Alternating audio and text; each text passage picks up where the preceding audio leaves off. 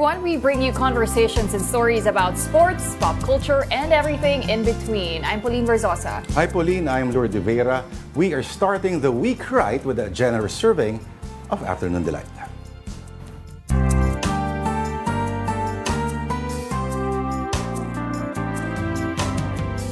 So, it's the start of another work week. July 29 na po, Monday. My favorite day of the week, Pauline. Ayan, favorite day talaga, no? Of course. Sipag talaga. And of course, our day is not complete without ang delight of the day dito sa show na ito. Totoo ba ito nakikita ko? Bakit? Isang daang taong laban, meron na tayong kikiam. Pwede yun na. Pwedeng version yan. Okay. Ang aming delight is kikiam. At hindi lang po kikiam, meron pang gulaman. Boom! Oo, diba? Ikaw ba, ito ba yung street food to your liking, Tita Pa? Oo naman. Masarap to kasama may squid ball, ganun. Alam ko yan, sa tapat ng Mascom. Oo. Actually, tapat ng music yun eh. Yes. Nakiki-fishball lang kayo sa tapat ng Abelardo Hall. Tama. Oh, pero ano talaga, no? Pero bakit pa Sarap ito pinili natin? Ito yung napili ng ating producer. Okay, ayan po dahil patok po ang kikiam, pati ang gulaman sa labas ng mga school. At alam naman natin na opening na po ng klase sa mga ilang public school sa bansa ngayong araw. At ito, yung talagang sinasabi ng mga magulang na health conscious na, anak, kahit anong gawin mo, Oo. wag lang yan. Huwag lang, street food. Ito yung mga Sarap, pagkain na una lang matututuhan. What is good for them is not necessarily what is nice. And sometimes what is the difference between what you want and what you need. What you want is kikiam.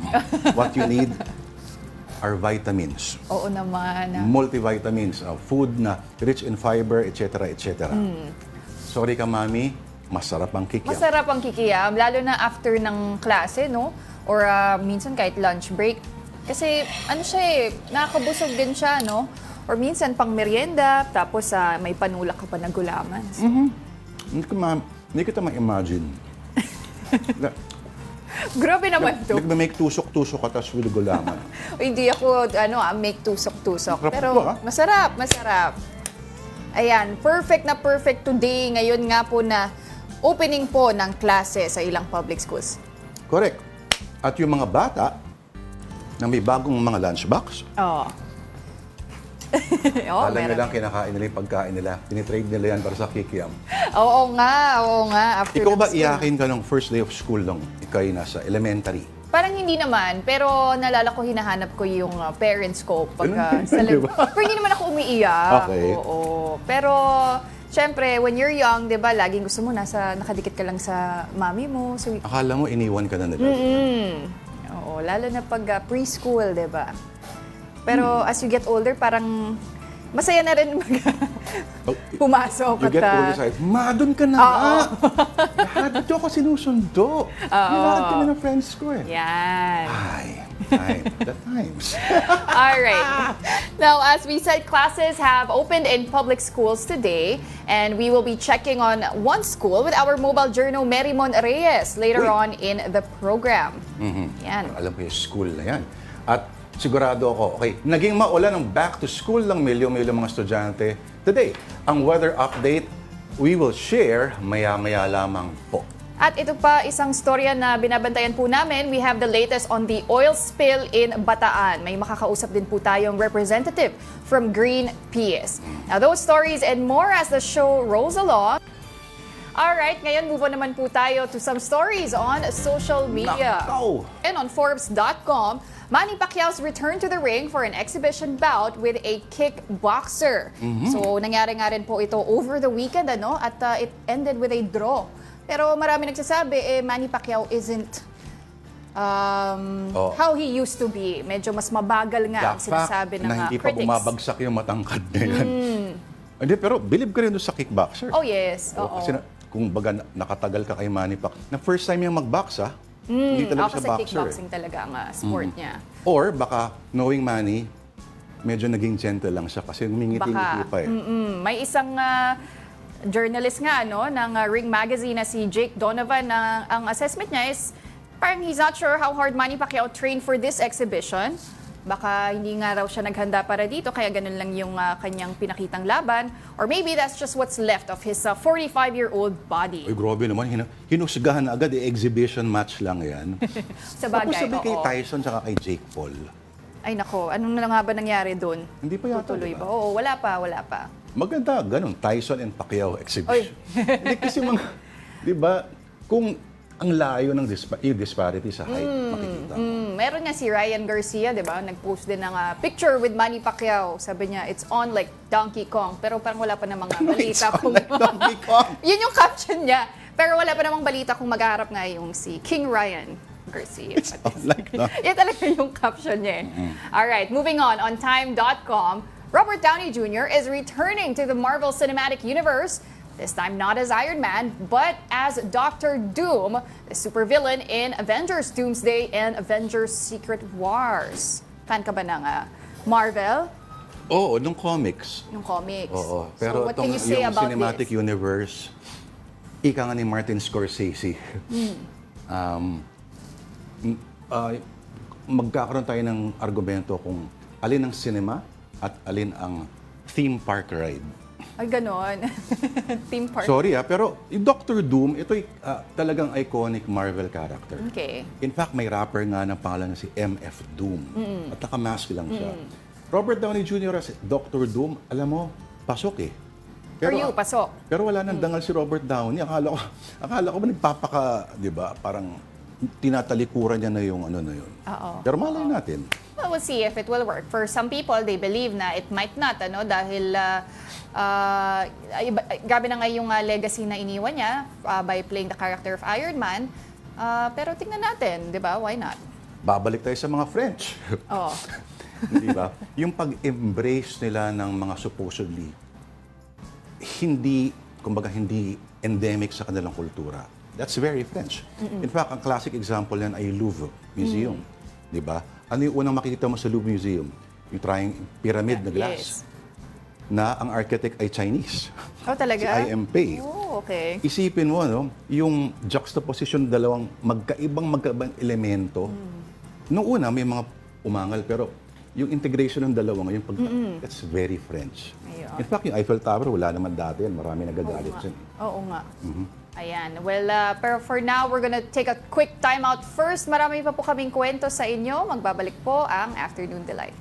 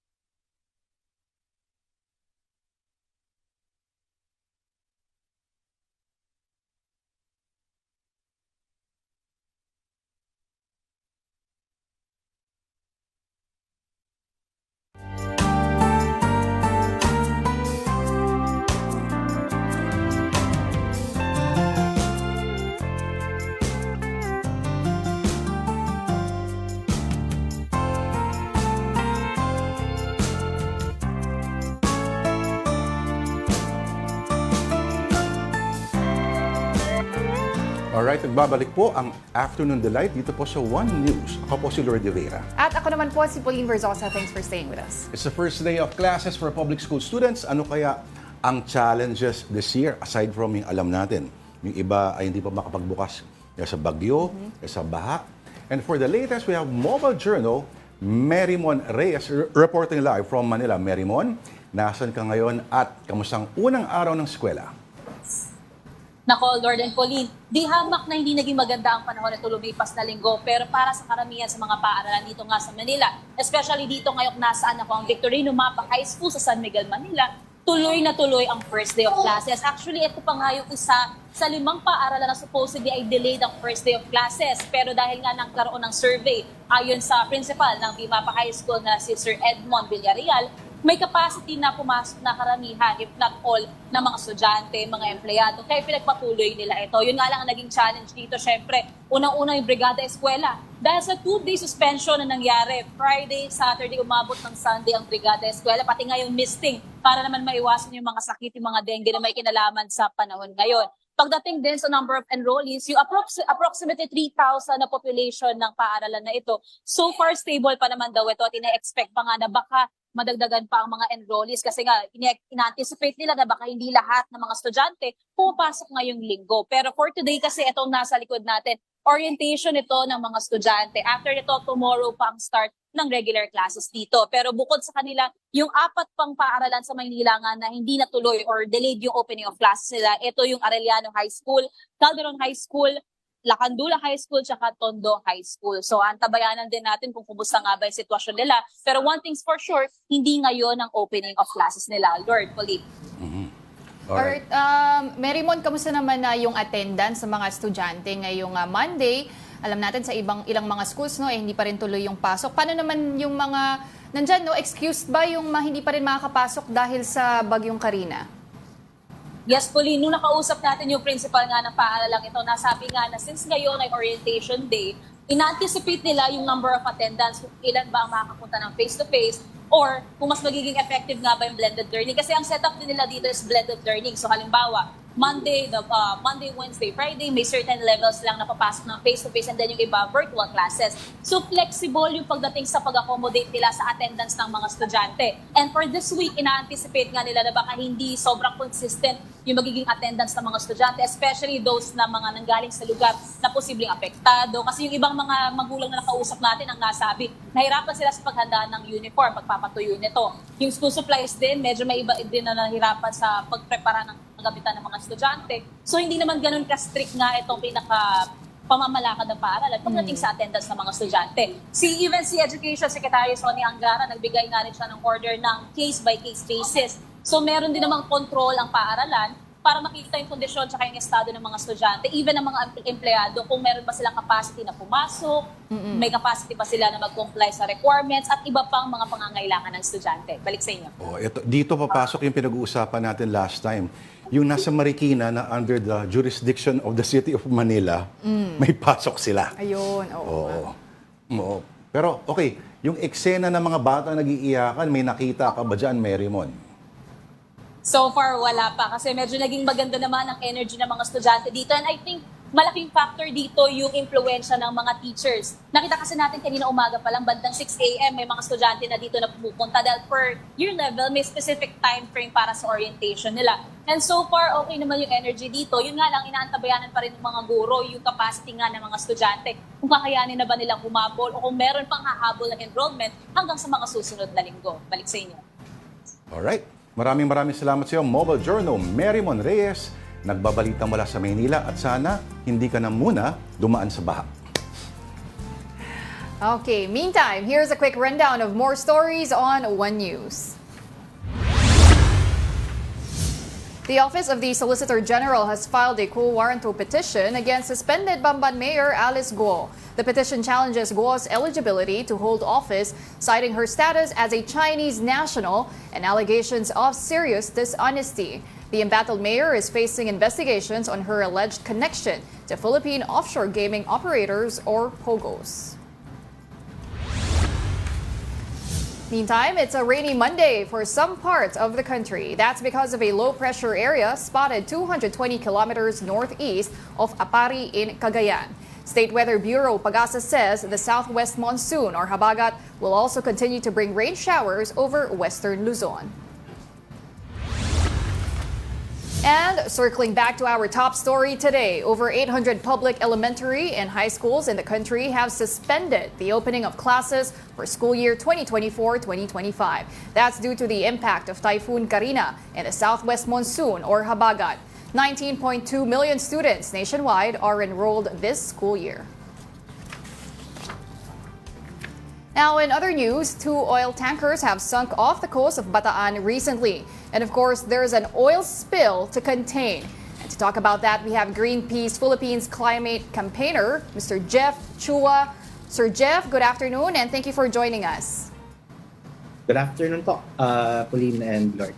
Oh, yeah, magandang hapon po. No? Ako, Pao? Go ahead. Sige. Okay. Nasa isang interview, narinig namin na sinabi mo na, okay, ina-upload ng Greenpeace yung efforts ng Coast Guard at least, ano? Pero medyo skeptical kayo kung gaano ka-updated yung sinasabi nila na the situation has been contained at sarado na raw all 40 valves.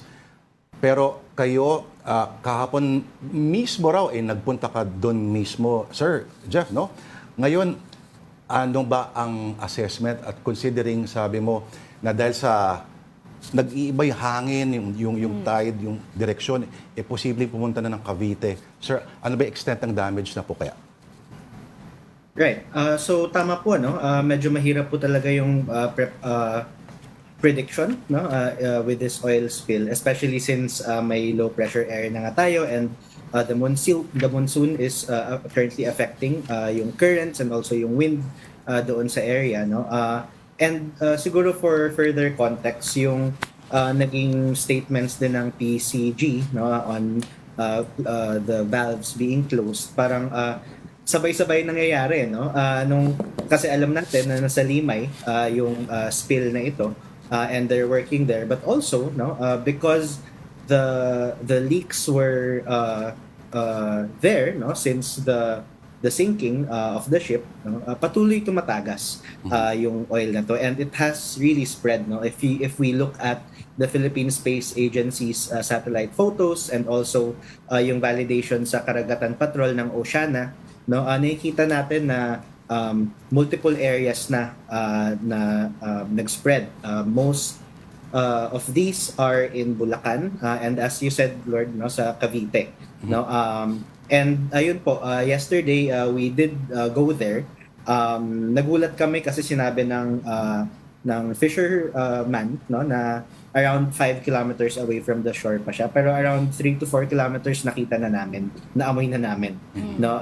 And nagulat kami na ganun pala kalaki doon. So we immediately took the photos and published them. So yung extent ng damages, no, for this is really right now economic, no.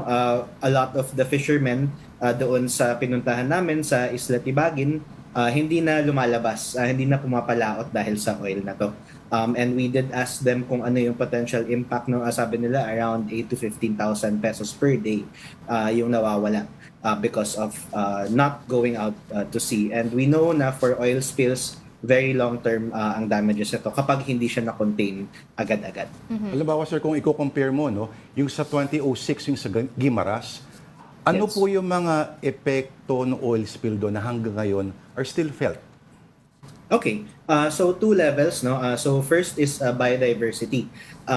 It took years for some areas to fully recover. Sa kabutihang palad, no, may nag-recover na, especially yung mga mangroves doon. But it took years. If I'm not mistaken, no, I think it took maybe 5 to 8 years para fully recovered na. And there are a lot of indicators that you need to prove para fully recovered ng isang lugar, no. So that's the first level, yung biodiversity, medyo matagal, no. And siguro yung pangalawa na epekto dito in terms of recovery is paano natin mako-compensate yung lost livelihood ng mga fisher folk, no? As we have seen in the previous oil spills dito sa Pilipinas, no, napakabagal ng galaw ng hustisya para sa mga fisher folk natin. If yung sa last year sa Mindoro oil spill, no, it's only this April na nasimulan yung compensation schemes for the fisher folk. It took 1 year, no, para ma-compensate, and even worse for Guimaras, no. Kausap namin yung ilang mga partners namin sa Guimaras last year, and sabi nila may iba pa na hanggang last year wala pang compensation, no.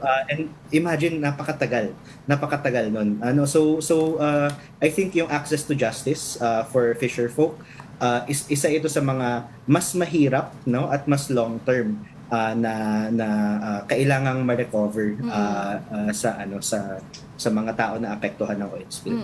Sir Jeff, you're talking about yung compensation nga, and it has been reported that the insurer of MT Terra Nova has been moving to pay for damages naman dun sa mga naapektuhan nga. Pero sir, ano po ba usually yung compensation na binibigay nga ito dito sa mga fishermen, pati na rin po sa nagki-clean up nung oil spill?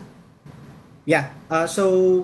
Usually economic losses, no, yung kina-compensate. Minsan yung computation, it can be a number of days lost and set against ito sa usual incomes ng fisher folk, and of course yung valuation ng mga catch, no, which is why, for example, ngayon I think a few weeks ago napasa na yung PENCAS law, no, yung natural resources accounting law, essentially, at kailangan natin talaga to para mabigyan ng value, no, ang mga for example for dito, no, yung mga pinsala, no, and unfortunately yung mga computations na to aren't shared in public, no. They enjoy some form of confidentiality then with the claimants, no, and medyo in the dark tayo kung ano ba talaga yung itsura ng mga compensations. Although it's clear, no, na may some relation siya sa economic losses na experience ng mga fisher folk. Pero ayun, fact remains, no, na matagal ang proseso na to kasi the burden of proof unfortunately, no, still lies doon sa fisher folk, which is another level of injustice, no, na bakit kailangan pa sila yung mag-prove na ganito yung damages at kailangan sila yung mag-prove na ito yung nawala sa kanila para makuha nila yung compensation when in the first place hindi naman nila kasalanan ang disaster. Kailangan yata ang rest back ng Rainbow Warrior, no, sa pagkakataon nito. Pero marami pa sana kami gusto itanong, pero thank you po. Sir Jeff, maraming salamat po, sir. Talagang tunay na people versus oil ang sitwasyon natin, part pa rin ng company nila. Thank you, Sir Jeff. Maraming pong salamat. Alright, yan po ang Greenpeace Philippines campaigner, Mr. Jeff Chua. Thank you, sir. You're still watching Afternoon Delight here on One News, but it's time for another breather. We'll be right back.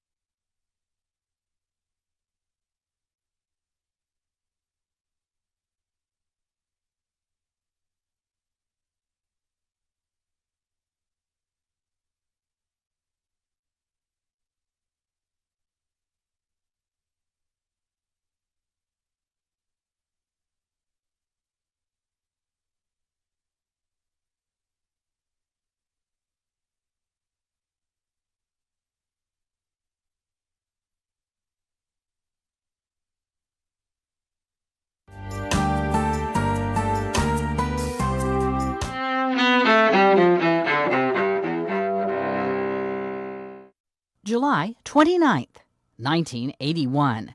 Britain's Prince Charles marries Lady Diana Spencer at St. Paul's Cathedral in London. The Archbishop of Canterbury, Robert Runcie, leads the ceremony. Charles Philip Arthur George, wilt thou have this woman to thy wedded wife? I will. Diana Francis, wilt thou have this man to thy wedded husband? I will. The royal couple separates in 1992, then divorces in 1996.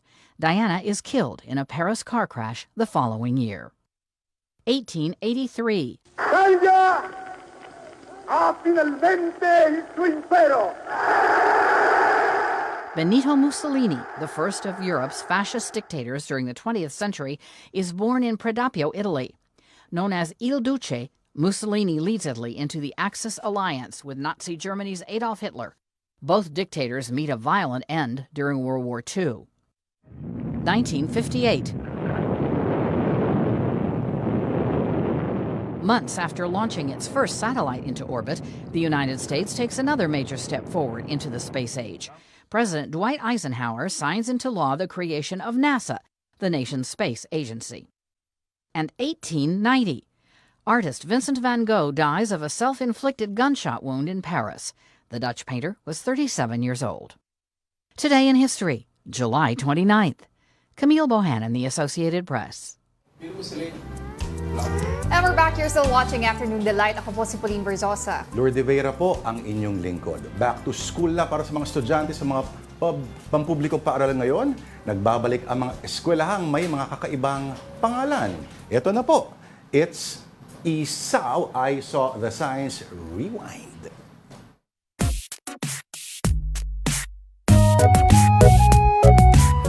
Alright, believe it or not, Tita Pau, these are schools that actually exist. Oh, tignan natin yan. Anong pangalan ng mga schools na yan? Okay. Pakibasa nga, Tita Pau. Tintian? Oh, Tintian. Uy, Tinitian. Tinitian. Sorry. Tinitian National High School. Oh, yan sa Rojas, Palawan. Tinitian. Tinitian. Oo. Ikaw naman eh. Malisyoso yung pagkabasa mo. Hindi. Na-dyslexic ako doon. Nag-jumble yung letters. Ayun. Hindi, tama ka naman. Tinitian National High School. Kung ako, babasahin ko yun ng... Huwag na nga. Okay, next school. Ito ang... Walang elementary school. Galing, di ba? Walang. Saan ka papasok? Walang. Walang elementary school. Next. Oh, ito naman. Ay, ito. Medyo maiinis ka dyan dahil... Mayamot Elementary School. Next. Oh, ito ang gusto ko. Diyan yata kami nag-aral lang bilang mga kasamahan natin dito. Oh. Welcome to Inuman Elementary School. Yun, no? May ganyan Kaya pala. tinuturo dyan, ano? Next. Oh, yan na yung last picture natin. Siyempre, save Ayun the na yun. best for last. Sayang. Inuman Elementary Marami pa akong School. kinontribute dyan eh.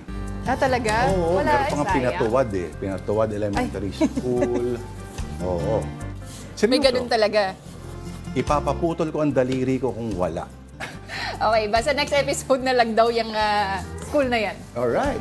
Okay, but for today, that's Afternoon Delight. This Monday, July 29, I'm Pauline Berzosa. Join us again tomorrow, 2 p.m. Ako po si Lourdes De Vera. And that's sa Kikiam. Meron tayong Have a Delightful Afternoon.